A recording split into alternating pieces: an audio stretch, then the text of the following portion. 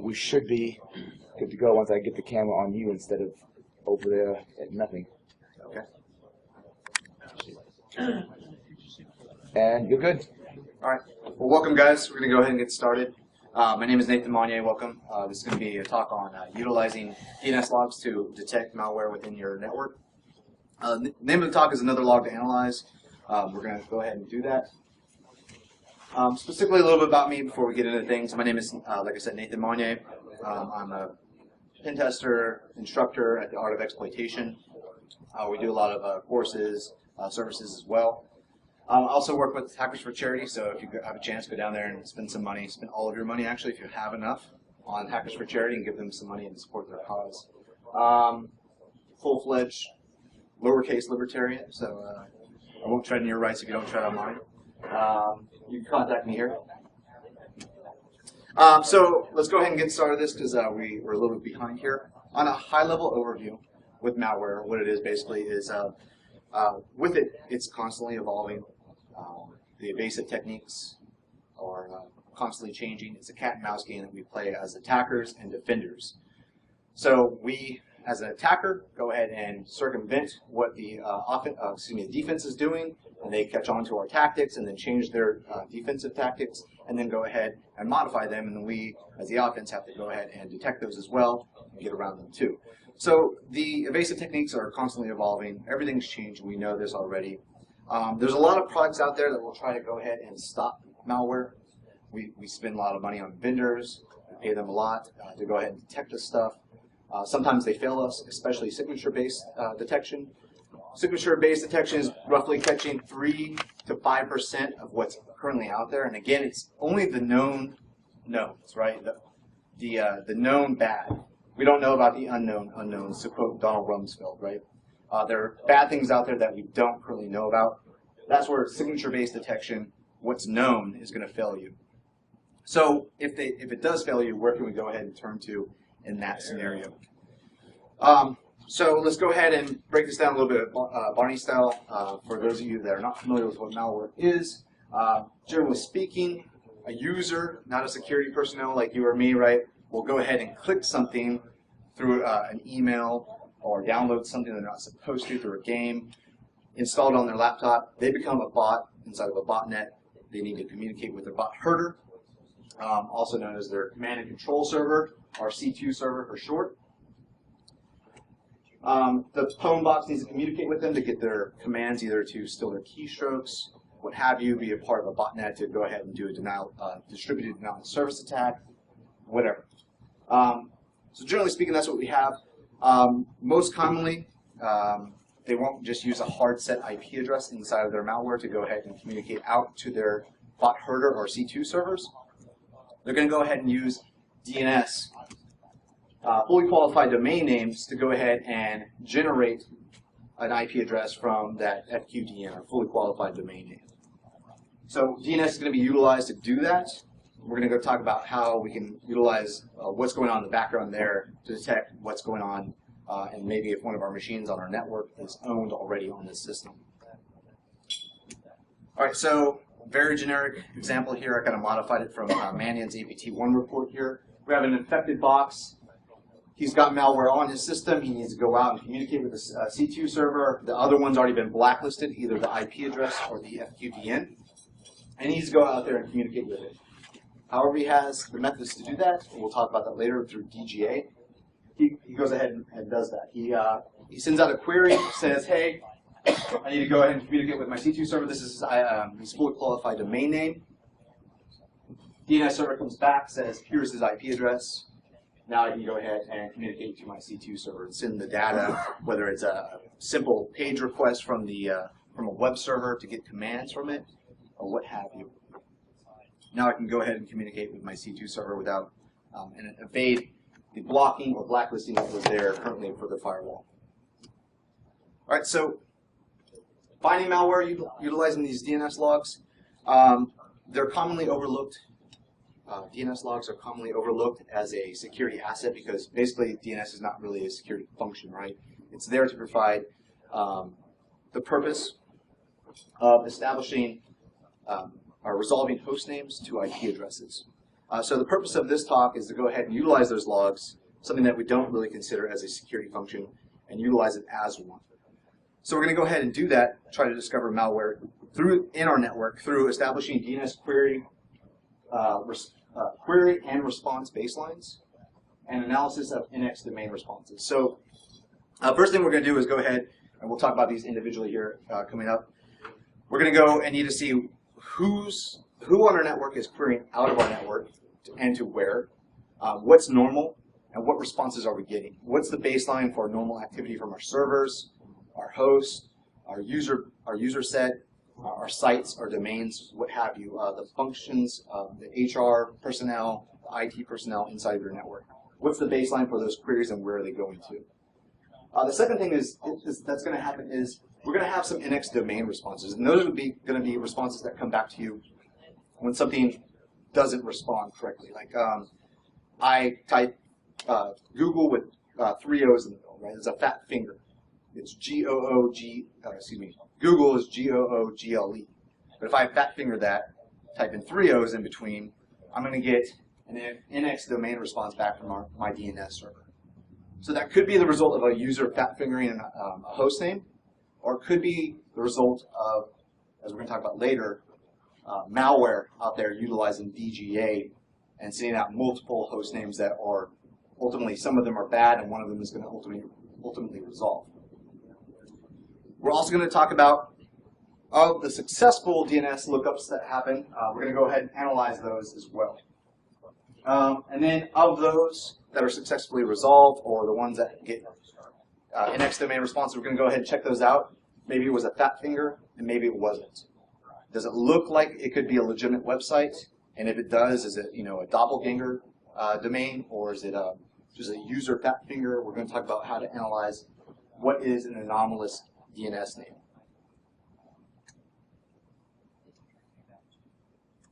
All right. So malware and DNS basics. Generally speaking, just to keep this, not assuming that everyone knows everything about everything that's out there, DNS servers, their job is to convert host names into IP addresses, right? So it's much easier for you or your grandma or your wife or your significant other to remember google.com rather than the IP address of where that website is hosted, right? So that's the general purpose of what a host name is, right? So it's easier to remember a name rather than the IP address. When we utilize that host name, we're going to have to go ahead and translate that into an IP address. And that's where DNS comes into play here, especially on our network. So I type in google.com, it goes out and translates that. It gives me the web page of google.com on wherever the IP address that it's currently being hosted at. So it could be distributed, it could be just a single IP address. So let's say if I'm going to google.com from here in Wilmington, I have to go ahead and get the web page all the way in Mountain View, California. There's probably some other ones here, locally, but let's just go ahead and assume that they only serve google.com from Mountain View, California. So it has to know exactly where to send my packets, my GET requests out from my machine out to that server out there waiting to respond to my page GET request. So not only is it helpful for us as a user set, it's also extremely helpful for us, well, not us, but from the offensive side, us as an attacker. So what an attacker can do with that is rotate their infrastructure very quickly, utilizing various techniques of DNS, including dynamic DNS, round robin. This allows them to go ahead and evade blacklisting of just IP addresses. So if I blacklist, I see malware has been affected on my machine, it's currently going ahead and going out to an IP address in Kyrgyzstan, I'm going to go ahead and block that IP address, right? It can no longer get out there. What DNS is going to provide for the attacker is a way to go ahead and say, hey, I know that now my machine is not checking in. I need to go ahead and rotate my infrastructure. Go ahead and point at this IP address in Kyrgyzstan or wherever Stan. So it allows attackers to go ahead and rotate their command and control servers. All right, so now that we have the basics covered, is everyone with me still? All right. All right, so looking at the IDS packet captures and firewall logs are going to give us the IP addresses of where our user set or servers or hosts are connecting out to. If you, like I said, if you block that IP address, malware will just move on to the next one. So just go ahead and move on to the next one. Let's go ahead. How long does it take to do that? What's that? Does it switch IP address once you block it? Does it switch IP addresses? If you block it going out to the control center? So if How I fast block does an it IP go? address, how fast will the malware go ahead and change its Yes. connection set? That all depends on the malware itself. So it can go ahead and say, hey, I haven't seen a check-in. It could actually be embedded in the malware to go ahead and rotate through and say, hey, I can no longer contact my command and control server. I haven't received any commands yet. I'm going to go ahead and utilize, we'll talk about in a little bit, what's known as DGA or domain generation algorithm. So it could be embedded in the malware itself, or yeah, it's usually embedded within the malware. All right, so if we blacklist the IP address, malware just go ahead and move on to the next one. If it hasn't checked in at the specified time, it might go through its algorithm or what have you, and go ahead and try to check into its command and control server. So to effectively block malware, we have to blacklist or sinkhole the domain name itself as well. So that's going to be a little bit hard because, especially since domain names are, you can buy one for really cheap, right? You're going to be constantly sinkholing those domain lists, either to point back to the loopback of 127.0.0.1, or just just sinkhole it entirely. That's the most effective way. Also, most DNS servers don't keep track of queries or responses. In fact, you don't really want your DNS server to do that because it's going to impact the functionality of that DNS server. You want it to go ahead and resolve those host names to the IP addresses. That's its primary job. Resolve host names to IP addresses so I can communicate to that IP address. I remember the host name, you know the host name and the IP address, you go ahead and give me the IP address and I send the packets out. That's its primary function. We don't want to go ahead and impact its functionality by go ahead and telling it to go ahead and start logging and doing other functionalities. So realistically, you're going to want to go ahead and use a packet capture to do this. However, while it will decrease your potential impact to that DNS server or the services, it's not going to. It's going to decrease the decrease the potential impact to the functionality of that DNS server. It will increase the amount of storage that you have to provide for that, because there's going to be a lot of packets going out and in and out of your network. So there's a lot of packets to keep track of, and we'll talk about that here in a little bit of what we want, what packets we actually want to capture. So if you want to go ahead and start to mess around with some of the logs, here we have an example bind DNS log. In syslog, the query information will usually be stored. So here we have the last 3 entries of var log syslog, and inside of there we see the client that requested and where they wanted to go to. So we have 3 different queries there, one for example.com, facebook.com, and skype.com. But if you notice, we don't have any responses, right? All we have is that somebody requested to go to those pages. We don't have any responses of what's happening. So that's another functionality. We can also modify those to go ahead and output some debugging or the responses too, but again, you're going to start to impact that DNS server of its primary functionality of just providing host names to IP addresses. So realistically, again, you're going to want, you're going to want to go ahead and utilize a packet capture to capture this DNS traffic. Who is querying to where? And what is the response that they get? And that's going to become important for us, especially when I have a baseline over a day, month, day, week, month, year, per site, per domain, that sort of information available to us. It's going to minimize the impact to our DNS server, providing that functionality for us as a user to make our life easier. So packet captures. Generally speaking, what I recommend is we're going to want to grab as many packets as possible, which means all of the packets, which is also going to increase the amount of storage that we have to provide for that. Depending on how big your network is, it's going to be a lot of packets going in and out if we're talking about all the queries and all of the packets going in and out of my network. You can go ahead and utilize certain filters, but generally speaking, from an incident response perspective, there's nothing more frustrating than seeing that something happened, like an IDS flag happened, like I see something, went through. I go to investigate. It was an attack. It says it was this exploit against this server. And then I go to check its packet capture, and I have nothing. Because I specifically filtered out SMB traffic. Or I specifically filtered out a specific port. Because the Windows machines are too talkative. So there's nothing more frustrating than not having packets available to you to actually inspect during an incident. That being said, it's going to require a lot of storage or disk space for you to utilize to capture all of those packets. So if you have it, do it. If you absolutely cannot provide that disk space, utilize capture filters that will be helpful for you during your investigation. Now, in the course of investigation, it will probably most likely present itself that there is a dead end because you specifically filtered out a specific protocol or port or what have you in your packet capture. So I recommend grab all of the packets, place your sensors appropriately, and also, again, baseline that network. What is normal for your environment? Do I have a user going out at 2 a.m. in the morning on a Saturday? Is that normal? Does Bubba usually connect out at 2 a.m. on Saturday? Does he even come to work on Saturday at 2 a.m.? Why is Bubba going out and downloading 2 gigs worth of information out of that network, right? What is normal for the day, for the hour?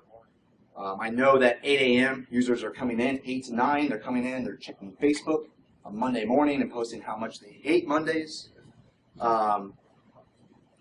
Right after lunch, they're going back, they're checking, Drudge Report, they're checking CNN.com, what have you. I know exactly where my users are going at what times of day and what is normal on my network. Yes. Are there any quick and easy tools to help analyze a big packet capture? It's about baseline in my network, and I got gigs worth of files. I can't go through gigs worth of files. Yeah, you're going to spend a lot more time analyzing than you are capturing, that's for sure. Specifically for what? Are you talking about like Wireshark or? Just trying to, yeah, I've used Wireshark in the past, but I don't know if there's any other tools out there to help baseline that network. Okay, we have some tools at the end that we're going to talk about specifically for the DNS traffic towards the end.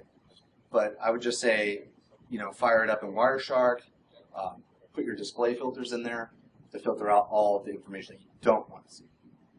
Use the display filters to filter out all of the packets that you've already captured. Does that answer your question? Yep. Okay, thank you. And also, I'm not a lawyer, although I did stay at a Holiday Inn Express last night. So my colleague at work, his wife's a lawyer, so I kind of have some, swagger with that. But don't trust what I say. Go ahead and consult your lawyer at your organization. Unless you work for a 3-letter agency, and then that doesn't apply to you at all. So your mileage may vary. All right, so what do we know? So we know that malware uses fully qualified domain names, or FQDNs for short, to contact their command and control servers, or C2 for short. So what can we do about that? Let's go ahead and explore some defensive techniques here. The first one I have is called Kill It With Fire. This is basically, Stoner Stanley says, hey, why don't we just turn off the HTTP access for all the users, right? No one can get out of anywhere, we're totally safe, no one's going anywhere. Well, while that might make Grumpy Cat a little less grumpy, you can't get to Facebook, good. It's going to start a riot. They may show up at your lair with pitchforks saying, hey, let me go to play Candy Crush, let me go play Facebook. I can't get out to the internet. Bad stuff's going to happen to you and I'm going to kill you. So that's not really going to help us too much. While it will make us a little bit more secure, it's not the best scenario here.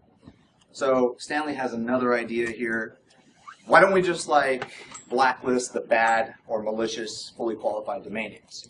We know that these domain names are bad, so let's not let our users go out to them. Well, that's going to be beneficial to us, and he has a point there. It's not the best option or the full answer to that, because of what's known as a little thing called DGA, or Domain Generation Algorithm. Has anyone heard of DGA before? Right. So what DGA is is basically it's an algorithm that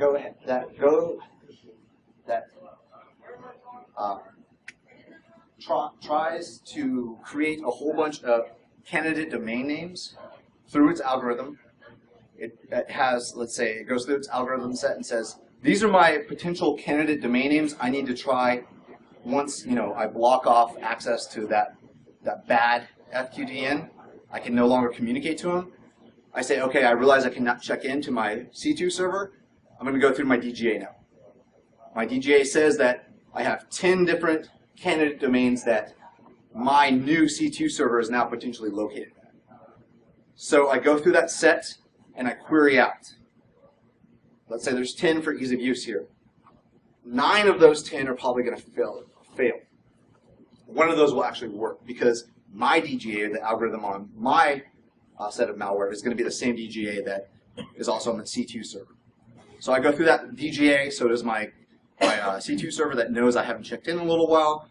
He has another host name ready to go. He's bought it. He's hosting it. He's ready for my connection. So I go through this set of motions. I connect out. The malware attempts to connect to the C2 server through that potential set of candidates and attempt to go ahead and check into that C2 server. It could be used to flood various top TLDs or top-level domains. It makes it harder to blacklist all of the FQDNs out there because it's going to go ahead and know that it can't check in to that C2 server and then go through its DGA again, and then so will the C2 server, and it will do the same thing. So it can go ahead and make life as a defender really freaking hard. So I have to keep blacklisting all of these things. Configure was one of the first, correct me if I'm wrong here, I believe it was the actual first one to utilize this technique. So that was about actually 5 years ago, almost to the date today, that configure happened. MS08067, the gift that keeps on giving. There's a birthday party for it at DerbyCon, both years, so, cheers to configure. At least from a pen tester point of view, right? Not from a defender's. Today it's being utilized more and more by crimeware, especially as like a backup strategy to connect out to their C2 servers. In fact, some of the top malware out there that's utilizing DGA is listed here. This is actually from Damballa Labs. In fact, there's a quote here from Gunter Ullman from Damballa Labs. I don't know if he's still there currently. But this is back in February 2012. And when he says, while DGAs are not new, the rate at which they're being adopted and their ability to elude the scrutiny of some of the most advanced malware analysis professionals should be of great concern to incident response professionals. Meaning that it's going to be really hard for you because it's being adopted by other sets of malware, right? If you're trying to analyze your network and see what's going out of it, a lot of them are adopting it, and it's going to make your life a living hell, basically, to try to analyze all this information. In fact, PushDo, one of the oldest sets of botnets out there, currently evolved to go to support DGA inside of its malware as well. All right, Stoner Stanley's back. CELERY is 90% water. If I walked on, I'd be like 90% Jesus. Well, that's great. Thanks. Let's go ahead and move on. All right, so let's go ahead and take a look at a case study here. In fact, where this was applied in the real world, and on the second most popular website on the internet, Facebook. Facebook security, I think it was about maybe 6 to 8 months ago, had a posting on their Facebook page. Facebook security. Protecting people on Facebook was the title of it. And what they did was they utilized some of these techniques here. They went ahead and looked through their DNS logs, and they happened to find a suspicious or anomalous domain name inside of those logs. So they looked at it. They saw the query, where it was going out to. It didn't look legit. They tracked it down to an employee laptop. They tarred and feathered him, and that's the end of the story. He died. End of story. Now, I don't know what they did. They didn't specify. I'm sure they made him wear something like a dunce cap or something. I don't really know. But they actually identified that that machine was exploited by Java 0-day. Well, of course it was Java, right? On a side note here, if you're doing incident response, always start with Java and then work your way somewhere else. 9 times out of 10, it's going to be Java that was actually the thing that exploited your user set. All right, so they saw that it was a Java 0 day. Search for that malicious file throughout their organization.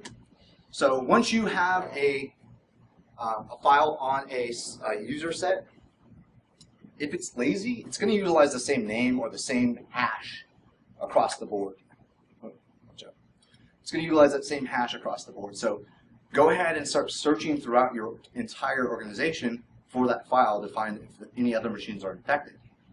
So they went in and searched out to their organization. They found out that it was limited to their corporate network, not their end-user systems, or it wasn't affecting Facebook users at all, so they said. So it was only limited to their corporate network. They notified Oracle. Oracle confirmed it was a 0 day, and yet again released another patch for Java. So the lesson of the story is, well, we can utilize DNS logs to do this, but I think, as Dave Kennedy pointed out on the Katie Kirk show recently, avoid Java entirely. So if you can at all costs, go ahead and protect your computer by avoiding Java. Anybody work for Oracle here? Sorry if I'm picking on Java. That's easier said than done. One more time. Yeah, exactly, right? So that's another idea, right? Like, how do you avoid Java and still get things done on the internet? Because like, was it like Blackboard, I think, needs Java, right? So if you're, is that true? Okay. Yeah, so that's been like a topic of conversation with some of my friends recently. How do you avoid Java and actually get things done on websites that you have to go to, like university? I don't know. Maybe have a, what's that? Use it in a VM, right? So have a VM set up, fire it up. I utilize this only for connecting to those specific websites, but that's pretty easy for us as a security professional, right? So I know how to set up a VM, right? It's pretty easy. Like, I download VMware, but has your grandma heard of VMware before? Right? Like, has your wife or your dad, do they know even where to start with that? It's easier. It's really easy to say, get jaded and say, hey, we need to go ahead and fire this up. This is the way you do it. But how do I do that for my in-laws that constantly ask me to fix their computer because it's acting slow now? How do I do that? Like, how do we avoid Java in the whole life? So that's another topic for another day. All right. So another thing to pick on Java, stole that from Dave as well.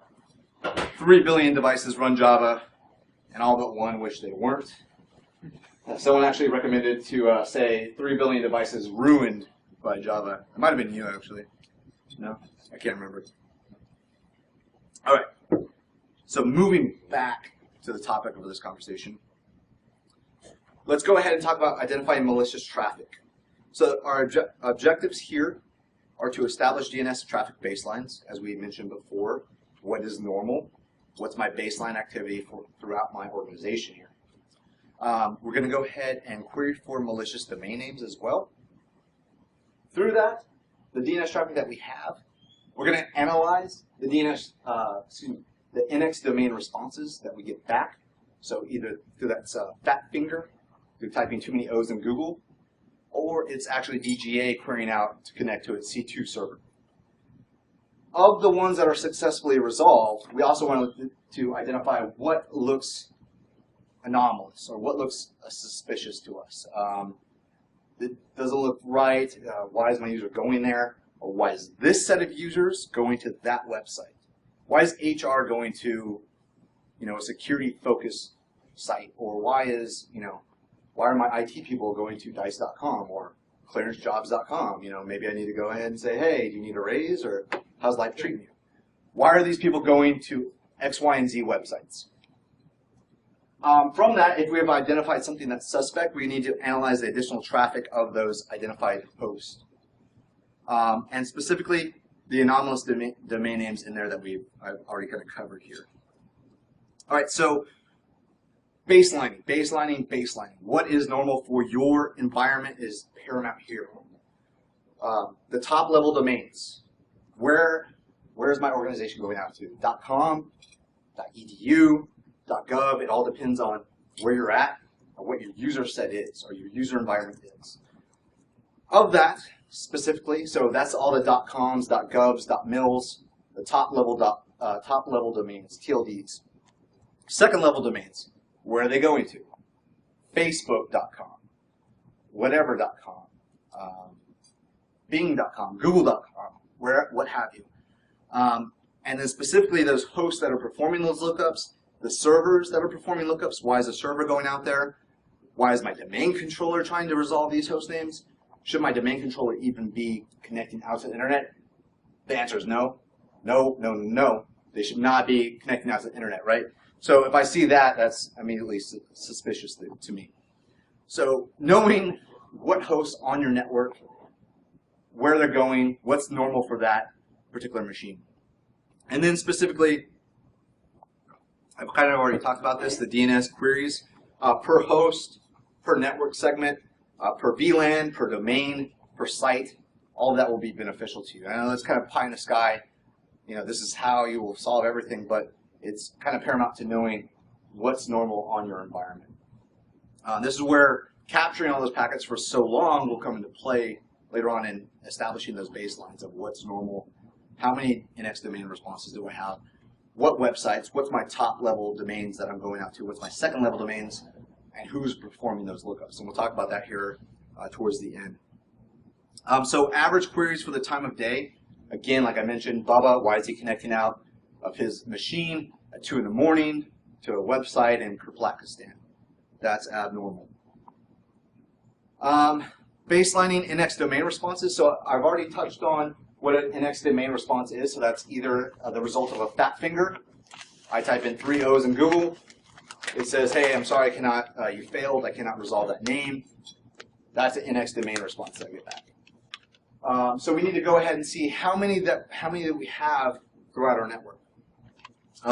It could also, as I mentioned here in this second bullet, it could occur when a malware utilizes DGA to connect out to its command and control server, whether that's you specifically blacklisted or sinkholed that FQDN, or it just rotated through because enough more user sets have already blocked that off, and they're no longer checking in as well. So again, what is normal for your environment for the NX domains on your systems? Hourly, daily, weekly, monthly, host, VLAN, network, etc., etc. Is that a forward lookup or reverse? What's that?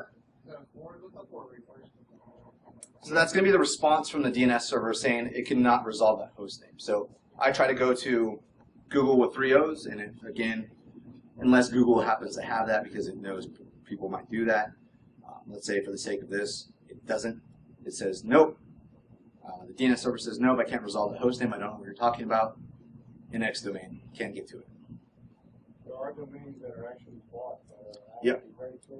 Exactly. Yeah. Doppelgangers, right? We'll talk about that here in a little bit. So, of that, going back when I was doing some of this research, I noticed a lot of it. Some of this had been looked at before with Damballa. Specifically, I took this from one of their reports. It said 90% of Murphet victims generate more than 10 NX domain responses per day, while 92% of all other devices inside of that network created less than 10 NX domains per day. So right there we already see what's normal and what's abnormal, right? So we see one creates more than 10, and all the rest of them, well, in entirety, do not create more than 10 NX domains per day. So right there we can start to see some peaks, some spikes in traffic there, and see what's abnormal on that specific network. So if your average NX domain response for your entire network is around 25 per hour, and then all of a sudden you start to see a spike of 50 NX domains from one host on your network, well then that machine is probably already owned, because the amount of NX domain responses on that host is too damn high, right? There's too many, that's abnormal, what's going on? That's going to pique my interest as a security analyst. I'm going to investigate that system and see why it's connecting out, why it's generating so many NX domain responses, because nobody has that fat finger, that fat of fingers, right? So nobody's typing in that many mistakes per hour, right? All right, so we also want to go ahead and query for malicious domains out there. We might as well block off what's already bad, right? So the known knowns. the known bad domains. So there's some different places out there, community resources, which include malwaredomains.com, and we'll show some examples of them here. They're going to give you a list of malicious websites or fully qualified domain names that you can utilize to go ahead and create a sinkhole and block off the known bad sites. Specifically, here we have malwaredomains.com. They have a black hole file for you. Well, that might sound dirty, it's not really. So what that black hole file is basically just a whole bunch of domain names in a zipped up file.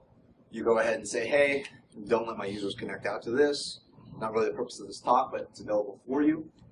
Go ahead and download it. I can't remember how often they update it, maybe weekly. There's also malware domainlist.com. This site's kind of cool too because you can go out, let's say you flag a suspicious domain name in your network. You can go check this website and see, hey, is this website actually legit? Or is it, without actually surfing to it and then potentially get infected, right? Is it related to anything that's known out there already? So you can go ahead and check this website and put it in there and do a search up there and say, show me is whatever.com associated with malware. And it will give you a list and say, yeah, it's related to this. Here's the IP address, the country that's related to. And in fact, this is the exploit that's typically being thrown at the user set that's surfing out to it. So we'll give you a little bit of information there. You can also go ahead and just see what's out there too, and this will give you an idea of what to look for in your current network of what's going out there. From the incident response perspective, it also gives you an indication of, yeah, it's malicious, and this is the exploit it probably threw. So this is the application you need to start looking in. Oh, it's an Apache exploit. Let's look at Apache logs. What was in there? It gives you a little bit of indication of where to start your investigation or continue your investigation into. There's also Malware Patrol, which also has some interesting stuff too. All right, so those are some resources to query for malicious domains and create your own black holes. Now let's talk about the DNS traffic that we talked about earlier doing our packet captures. There's going to be a lot of information in those DNS logs and the packet captures to sort through. Expect to do a lot more analysis than you are packet capturing, because packet captures happen like that, right? Logging happens instantaneously. Looking through those is going to be a little bit more involved, right? Unless you're Rain Man, you can just instantly see what's happening. You can see the girl in the red dress in the matrix, right? It's going to take a lot of time to look through those packet captures. So let's go ahead and focus on the NXDOMAIN responses. Return, that's going to go ahead and reduce the data to go ahead and sort through. It's going to be a little bit more manageable for us. Of those NXDOMAIN responses that you're seeing in the packet captures that you have now, are they now within your normal baseline? I've been doing this for a month now. I know what's normal per day, per hour. The NXDOMAIN responses, is that within my normal baseline? Okay, it seems to be within 10 per hour. I'm good. Let's keep going about my day, eat my Cheetos, and play some more WoW, right? If not, let's maybe do some investigation. Is it a result of a fat finger? Does it look like google.com? I don't know. Is it suspicious looking? We'll talk about that, how to actually look for what's anomalous out there. Of the other ones that are not NXDOMAIN responsive, so your successful DNS queries, do they look anomalous? Are they known malicious? Well, if you're not already black holing those, slap your wrist, go ahead and start black holing them. And if so, if you are, do they look suspicious or anomalous in any particular nature? So let's go ahead and talk about anomalous looking domain names. So what makes a domain name anomalous or suspicious to an analyst? Well, one of the things is domain name length. So in this case, people say size doesn't matter. In this case, sometimes it does, because typically normal domains are right around less than or equal to 12 to 15 characters. Anything that's greater than that falls outside the normal. So usually domain names are right around 8 characters long, because that's about where people can remember things, right? it's much easier to remember Google.com than this is the place to go to find information on internet.com, right? Something very short and specific so your users can go ahead and, it's stuck in your head now. I Google things. That's now a verb, right? It's now in our vocabulary. So they're right around about 8 characters in length. As a top-level domain like .com or .org becomes more popular, well, that's going to eat up the available usable 8-character length, or 12 to 15, right? People are going to come up with all the names that are there, and now there's going to be left like consonants and numbers and stuff like that that's going to fall on that 8-character length. So TLD popularity is like Viagra for the domain name length. The more popular it becomes, the longer the domain names are going to be for that second level domain. Does that make sense? Did I lose anyone there? Bueller? Ferris Bueller? As an example here, a typical Zeus query was greater than or equal to 33 characters. So we know typically 8 characters is the normal range. Well then, if we're doing a cursory look through DNS logs or DNS traffic, we know that 33 characters, when we're looking at that, that's freaking large, right? And that's going to stick out on a cursory look. So another thing is character contents. Like I already mentioned, non-words are just consonants and numbers strewn together. So just alphanumeric characters of non-words. That's anomalous too. So nobody's going to register, well, malware people or bad guys are going to register this because it's available. Nobody freaking wants it, right? No one can remember this, right? Unless, again, you memorize like hashes off the top of your head. It's available because nobody wants it. So that's anomalous to us as well. Now, as a side note, these may not fall outside that typical 8-character length. So if you're only, you're doing a grep, and you're looking, or you're only looking for 8 characters or anything above the 12 to 15 range, this may not fall outside of it because it's just a series of numbers and letters. Some other things is doppelganger domains. I had a colleague that worked with me, Garrett Gee. He recently did some research about maybe 2 years ago with doppelganger domains, and they set up basically some email servers where they registered some of those sites that were close to, I believe it was like I can't remember, it was something like the Forbes 100 list or something like that. I can't remember the exact name of that, but some top companies out there, seeing if people will fat finger and send emails to those particular servers. So some common fat finger exercise there. So what a doppelganger domain is basically a website or a domain name that looks like another one. So as I mentioned before, Google with 3 O's. In this case, you have facebook.com. It looks normal when you're just typing fast and you hit enter, right? And it may even look normal when you actually get to that website for the user environment, right? So when it comes back to the user, it looks totally normal. So common things there are missing dots between the subdomain and the second level domain as well. I have TLD up there, but it should be second level domain. Misspellings, so substituting a 1 for an L. In this case, AOLonline.com, but it's actually a 1 here as opposed to an L. So on a cursory look through some logs, it looks legit. Or if it's an email, you click it, to your grandma or your dad or what have you, it looks particularly normal. I generally fall for that, right? So would my dad click on this, right? Would my mom click on this? If I would say yes to that, and that's something I want to look for in my environment, right? Because that's who we're kind of dealing with here, right? So we're dealing with those users in our environment. So while I may hover over that link and notice that 1 there, and I'm not going to click it, I'm going to fall back to, would my mom click this? If it looks like it's coming from me specifically, or somebody she trusts, right? So if it meets those 2 criterias, then that's something I want to look for in my environment. Does that make sense? All right. Anyone have any qualms with that? All right. Also, as I mentioned, double vowels or triple vowels in the case of Google.com, or missing consonants, something like that, like Facebook.com. All right, so another thing, what makes something suspicious to an analyst is the top level domain. Now, I don't want to like pick on any particular country, but if I see my users going out to .cn or .ru, it's going to raise a red flag in my mind, right? Like, why are they going there? What legitimate business purpose do they have connecting out to that country, right? Do I do a lot of business in .ru or in Russia? Okay, that's normal.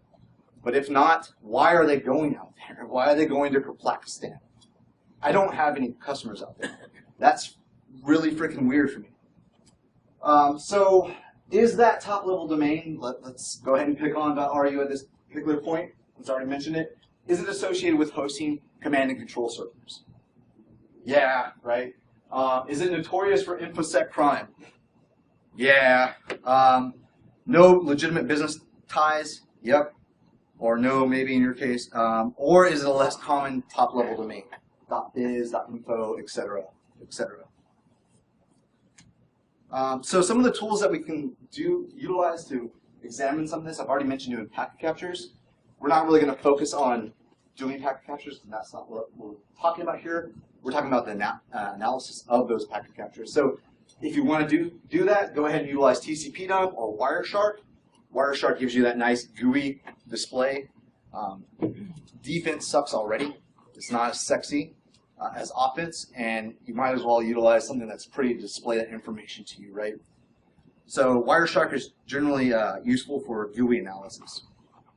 TCP dump, fire it away on that sensor that you have in your DMZ or inside, just inside of your DMZ, what have you. Utilize those packet captures, open up in Wireshark. The two tools we're going to talk about here are dnstop and PassiveDNS. Specifically dnstop, to start with, it's basically a libpcap application, just like TCP dump. It's going to display the various tables of DNS traffic through your network. Now, you can go ahead and utilize it just like a packet capture, or you can feed it packet capture information. And as the name implies, it's going to give you top information, just like the command in Unix, of what's going on and what's normal for that network. So the things that we're going to talk about specifically, source IP addresses, response codes. Remember, again, those NXDOMAIN responses. Who's requesting them, the source IP addresses, and then the top-level domains that they're connecting out to. Then also maybe you want to focus on the second-level domains too, as we mentioned. All right, so here's what it looks like. You can either read it in, like I said, from a live capture, or you can read it in a packet. Excuse me. You can actually utilize it for a live capture, or read in a PCAP or packet capture file into it. Either one. Here are some of the information it displays, as I mentioned. The first level query names in the middle here. So where am I connecting out to? .com, .org, the count, how many, the percentage. Also the second level query names as well here. So what are my second level domains? So Facebook, Google, Bing, what have you, on down the line. How many do I have? Also, you can correlate them too from query source and second level domain there in the far, well, if I'm thinking about this from watching this, the far right hand corner over there. So what's the source IP address that's querying out to where? And also the query types there if you want to look at some of the DNS information out the bottom. And then who are my top query sources here in the left hand side? Which machines out there are querying out, and if you look over there, you can go ahead and correlate that to where. Everyone with me so far? Any questions? Go ahead. The previous slide you had the opcodes there. I remember reading something about that a long time ago. The opcodes in the response, the activity anyway. There's certain things you can look for in the opcodes.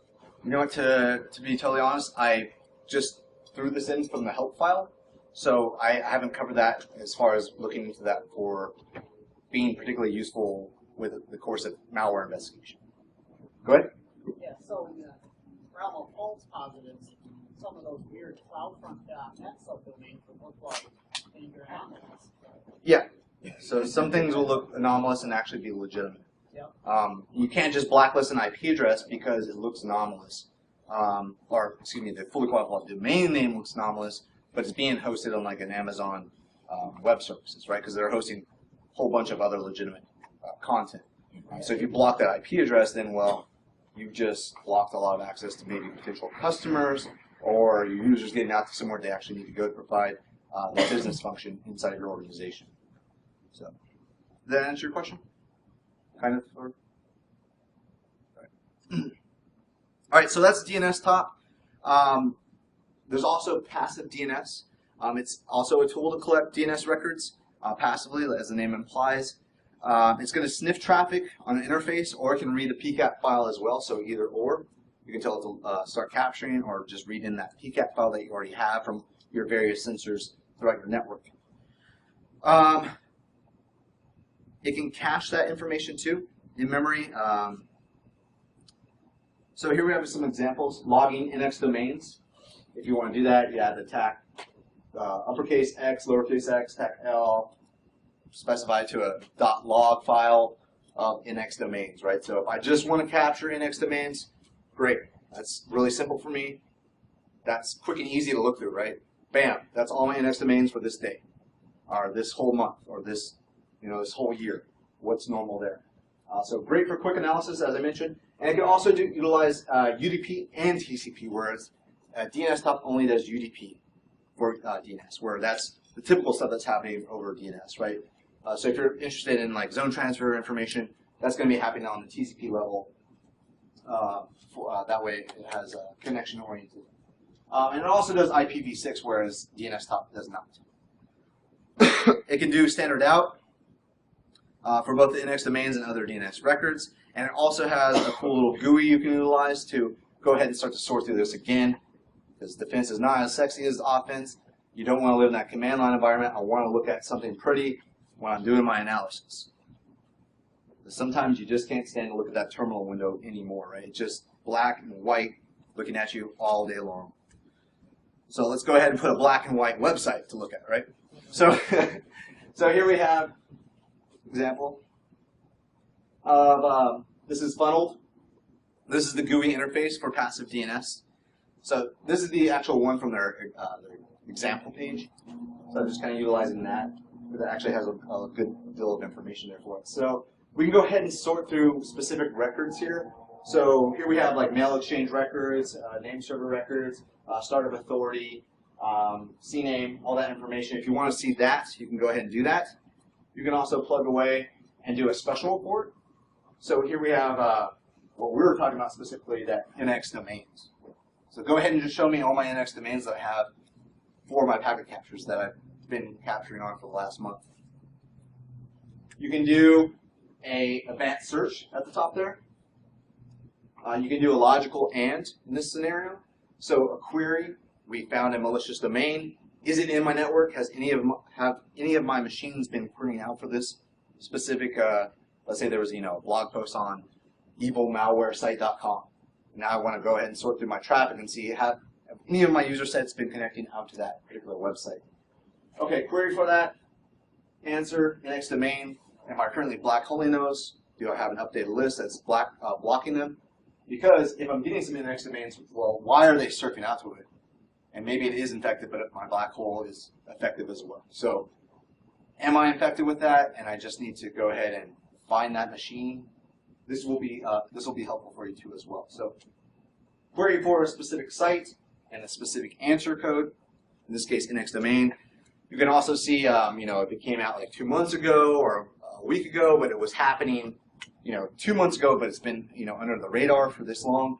You can do the first seen packet and last seen packet there as well to filter out all your results so you don't have a massive amount of information to look through. All right, so let's get one. All right, so if you've identified a suspect host, we're going to go ahead and want to go ahead and analyze the traffic of that host as well. So having the baseline information is key here. What connections are they making? What is normal? The established and past connections. Are they rotating through, is the CT server rotating through hosting infrastructure? The IP addresses, are they malicious? Do you actually have a business case to connect out to the IP address in the country that's associated with? as we mentioned before, is it a server that's actually hosting multiple websites? And I can't just block the IP address because then I'm blocking a whole bunch of other websites that I need from a business functionality. So those are all things we have to consider when we're analyzing this traffic and actually making the security controls on our network. Am I going to go ahead and stop the money machine, right? Am I blocking access and then causing business not to function? Because at the end of the day, security is not ultimately the business, right? We're just protecting the business. All right. So, and also in closing, I'm trying to wrap up here shortly. Notify the community. Again, like I said, defense is not as sexy as offense. Everyone wants to be the attacker. And it's much more fun to cause the mayhem than it is to respond to the mayhem. Because I know exactly what I want to do on your network, right? I want to go in and I want to steal, the Coca-Cola recipe secret. But as a defender of Coca-Cola, I don't know exactly what you did, and I have to sort through tons of packets, look through tons of machines, and figure out what exactly you did. So it's much easier as me to break into somewhere or know exactly where I want to go than it is to respond to what someone else did on your network. So because of that, please share information. Now I know that's kind of hard because everyone wants to save face, right? Like, oh, we got hacked. This makes my company look bad. A lot of I know there's laws now that say you have to report these attacks, but that some people are kind of hiding those things ultimately, especially if they can. So notify the community, share this information, do it anonymously if you have to, upload that information anonymously to those malware sites like I mentioned before, or just post something somewhere that says, hey, I'm seeing this. Is anyone else out there? This is what I saw in my environment. Be as anonymous as you can, and don't, if it's going to get you in trouble, don't go ahead and connect it to your business. All right, and again, like I said, don't take anything I say with a grain of legality. So I'm not a lawyer, consult yours. So nothing I say here is legal. Excuse me. Nothing I say here is legal advice, not legal in general. But and also notify the domain registrar that, hey, this guy's hosting malware. Go ahead and shut him down. And then attribution. Well, this I'm going to wrap up here. Good luck. It's going to be really freaking hard. Sometimes there's 18 fires in your network that you have to put out, and attributing the attack back to somewhere is going to be damn near impossible, especially if those attackers are utilizing good tradecraft, such as multiple jump points. Maybe those jump points or redirections are in countries that don't necessarily get along together, and then it's going to cause a lot of concern or a lot of trouble for you to actually correlate that attack back to its ultimate target out there. So utilize investigations as a learning experience. Dead-end investigations will give you lots of those. Like I mentioned before, knowing, I don't have the packet captures here, well, next time I'm going to have those.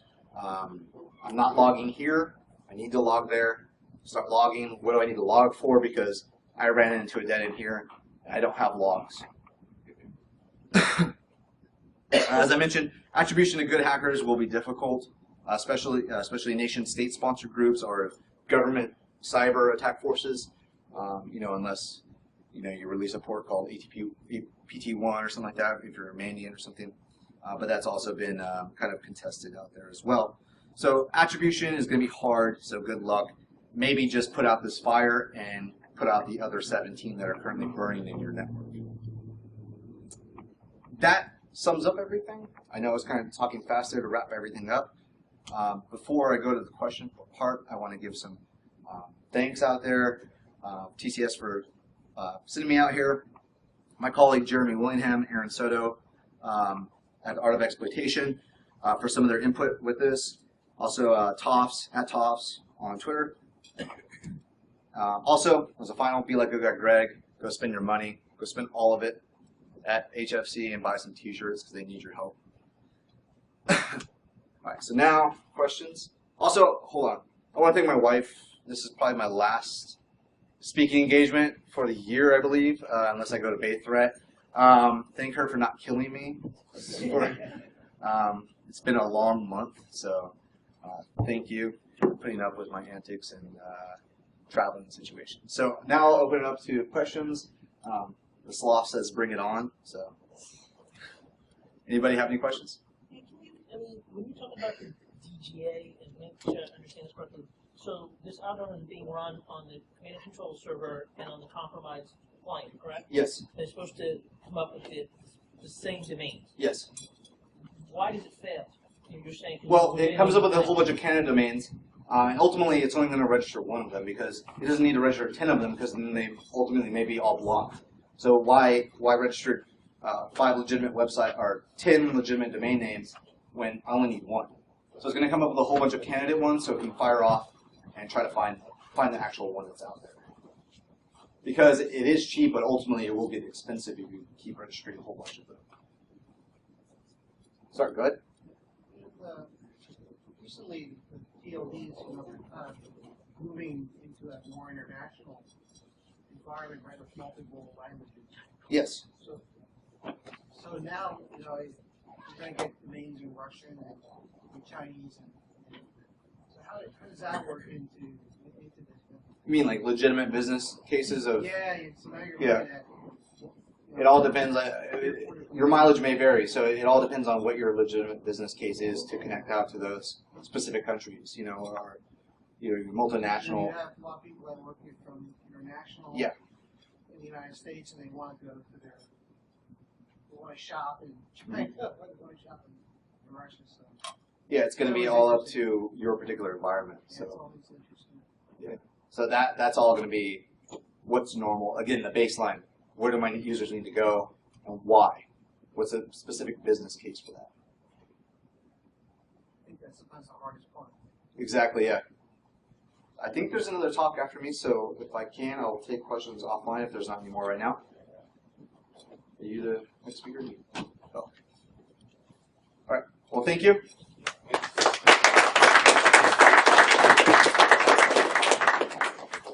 Thanks for that's all. Oh yeah, thank you. I got the concepts of probably like a simple question. But I'm like blacklisting sites not like nothing is malicious, but maybe like settings, just blacklisting sites. Say if I listed something on Facebook.com and then /star. You think that's off the beginning of the right practicing systems? I'm on the Facebook page trying to go somewhere else. I think it's blacklisted, whereas it would be Facebook user /star, and then that would stop people from proceeding any further. You're talking about specifically, I think, Chrome? Or like just blacklisting sites. okay. So that would be, you're talking about like other subpages, right? Yeah. Okay. It's different. I've never really done that before. Because that's how it shows up in Google Chrome. Okay. You just have Facebook first, like Facebook.com/. So let them go to Facebook, but not let them